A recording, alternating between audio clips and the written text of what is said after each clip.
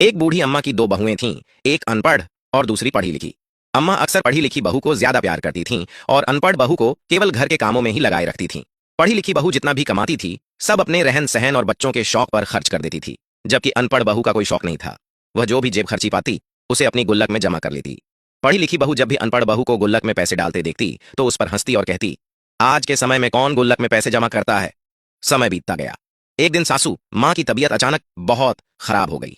उन्होंने फौरन पढ़ी लिखी बहू को फोन किया और कहा, बहू, मुझे इलाज के लिए पैसों की जरूरत है। पढ़ी लिखी बहू तपाक से बोली, माँ जी, मेरे पास तो कुछ भी नहीं बचा, और फिर अपने सारे खर्चे गिनाने लगी। सास चुपचाप सुनती रही और फोन रखकर बैठ गई।